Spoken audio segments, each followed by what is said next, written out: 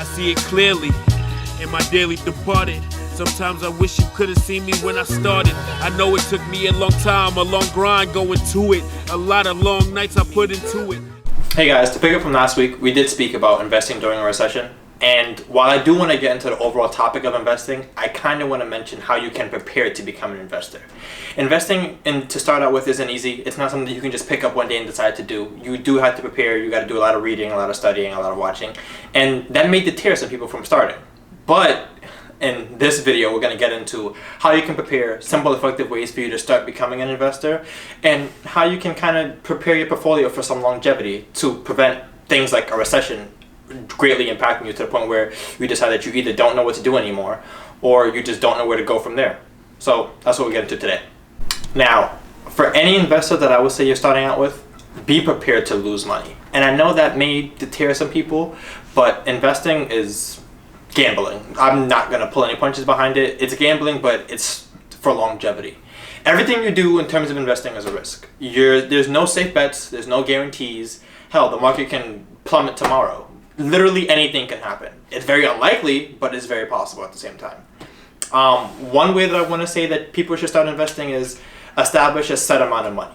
So your initial investment is going to pretty much start off your portfolio. It's going to be where you buy your first stocks. It's going to be where you decide to put your money at first, whether you want to put it into a big name company that, as you know, like Facebook, or you want to put your money into an index fund, simply like Vanguard. There are several different opportunities out there for you to buy your first stock. I think my first stock was actually Disney, if I'm not mistaken, and that's paid off for me tremendously. But in any event, one thing that you want to focus on is, hey, if you're going to be investing, read about the companies that you're thinking about investing in. You can make a list. One company that I say that every investor should have is the Vanguard S&P 500. It's a simple stock, but it encompasses the top 500 companies on the stock market list. So your Amazons, your Facebooks, your Disneys, your Microsofts, your Apples. It literally encompasses all those companies into a small, relatively cheap stock. I believe it's worth about $300 right now. But for any beginning investor, it's the safest place to start.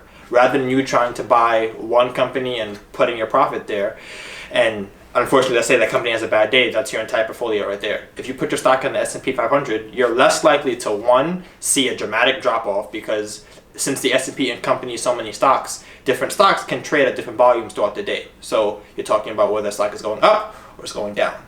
The S&P 500, because it encompasses so many of them, there's not going to be one given day where if, let's say, Facebook goes down, the S&P 500 drops tremendously. No, because it has other stocks in there to balance it out. It has Apple, it has Tesla, which are notoriously been having really good days lately. They'll balance it out. They can either raise your portfolio or keep it stable. For the most part, beginning investors should start with the S&P 500. Now, to start your portfolio, you don't necessarily have to go through the S&P 500, but I would recommend an index fund for the safest way to start. It's one way to broaden your portfolio initially and keep you afloat instead of you putting all your money into one company hoping they just do good. Granted, that has paid off for some, but it's very unusual. But if you need index funds to start off with, which is heavily what I recommend, you can do Fidelity, you can do Vanguard, and you can do Charles Schwab. Those two companies also have great index funds that can compare to the S&P 500 and expose you to a wide variety of stocks, bonds, and give you a great sense of diversity to broaden your portfolio. Now, when it comes to investing, the biggest question is how much you're going to start with. Now, while nobody really knows how much they should start with, you should start with a number that you're comfortable with. I'm not saying take your entire life savings and throw it into the stock market, because ultimately that's stupid and unrealistic. You need to cushion yourself, because the money that you invest is the money that you have to be prepared to lose in case of any incident. Most people who start out investing, I usually recommend that they go through automatic investing firms. I usually recommend Wealthfront and Betterment as two of my favorite services to use, because literally for people who aren't understanding the market or don't know how to navigate it, they give you a small little test which will determine your risk factor, which determines, hey, how risky do you want to be with your money? Granted, the riskier you are, the more potential you have to lose, but the higher you have to gain as well. But in any event, with those platforms, because you take that test, it determines how your money will be allocated. If you want to learn about the market, going through those two platforms is the best way to go, because while it gives you a sense of hands-off investing, it'll show you how it's investing your money, and during that time you can also do some free research yourself and learn about the ins and outs of the market. Now, for people who are starting out investing, the hardest thing to maintain is the principle of it. Just because you throw in that first 10, 15, 100 or $1,000 doesn't mean that's where it ends. Because the whole point of you investing is for you to maintain longevity. You want to be able to make small incremental investments into your already existing portfolio. So let's say you're investing while you're at work. The key thing to do is, because you know you're constantly getting a solid stream of income coming in, set aside a small manual investment, or automatic for that matter. You get paid $1,000 every 2 weeks, set aside $200 to invest. Let it be automatic. So we often get caught up in saying that once we just invest that $5,000, that's it. That's the end of our portfolio, it'll just grow from there. That's not how it works. The whole point of investing is to compound your money time and time again. You want to be able to build a solid portfolio, yes, but you also want to keep investing in that portfolio to add new things, expose yourself to new sectors, and also keep your portfolio growing. You buying that first set of 10 stocks isn't going to do much for you in all honesty, because those same 10 stocks can be worth, I don't know, about twice what you initially invested in. You take that $1,000 you had, and let's say 2 years later it's worth $3,000. Yeah, you tripled your profit, but what would it have been if you were constantly adding to your investment? Let's say you have that $1,000 now, and you're adding that $200 that's coming to you every 2 weeks. So 200 times 26, we did this math already, but hey Google, what's 200 times 26? The answer is 5,200. Imagine adding that to your portfolio every year. Right there, you not only pace out your investment, you add a nice capital size to your current portfolio, and it widens your portfolio up to a wide variety of stocks that you can now add to it, and hopefully you can increase it tremendously.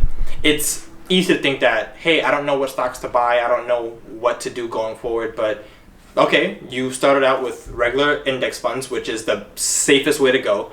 Add to those. Index funds are always going to be on the increase because they manage a wide variety of sectors. Every single sector of the stock market isn't going to fail unless we're having a depression, which we recently just got out of. Well, recession, I should actually say.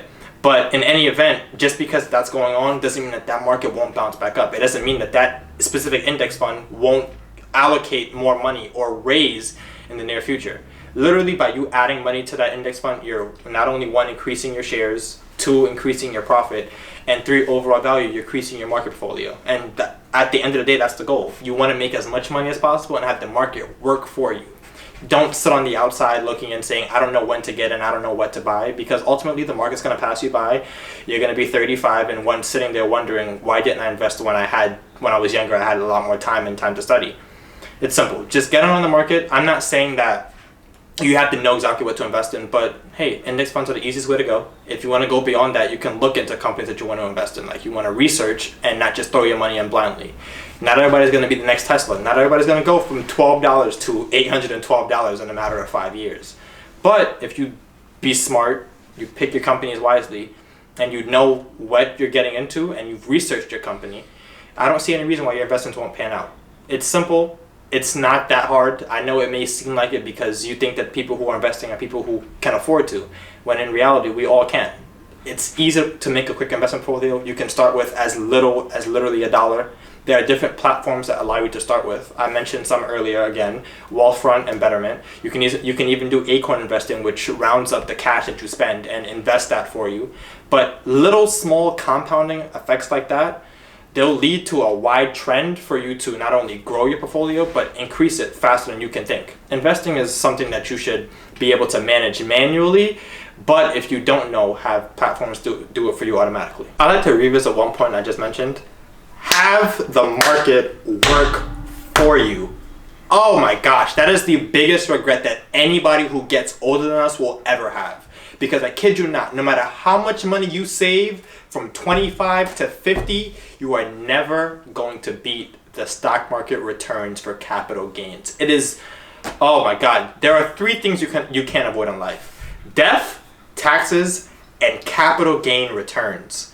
Being 25, you're in the prime of your life. You can literally invest $200 a week, every 2 weeks, until you're 50.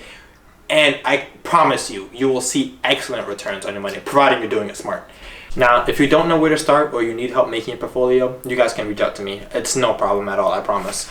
I'll leave my email as well as the IG in the description, so you can either easily DM me or just send me a quick email. I'll be able to respond. But in all reality, just have the market work for you. It doesn't make sense to go to work every week, every single day, get your paycheck every 2 weeks, and then just save it. It doesn't make sense. Have the market work for you. It's the simplest and easiest way to see the biggest returns on the money that you're already going to have in the first place. In all reality, investing isn't easy. It takes a lot of manpower, it takes a lot of research, a lot of reading, and that's kind of what scares some people. I know I didn't start off as easy. I literally just picked the first blue chip Disney company that I saw, and I just threw my money there. Now, granted, while that may have been a smart investment, it was blindlessly investing, and that's what caused people to lose money. You don't want to do that. You don't want to just be aimlessly throwing money into companies and not being sure as to where the company's going to go, what sense of direction you have. Now, going forward, hey, research. It's easy enough. There are several different websites and platforms that you can go on to that'll be able to help you not only know what's going on in the company recently, but be able to tell you, hey, is this a good investment or is it on the fence? I'll also start covering the new topic, Market Watch Mondays. Those will be starting pretty soon, so be on the lookout for that. I do want to thank you guys for watching. I appreciate the support deeply. And going forward, remember the goal is never to be rich, it's to be wealthy. Thank you. I see it clearly in my daily departed. Sometimes I wish you could have seen me when I started. I know it took me a long time, a long grind going to it. A lot of long nights I put into it.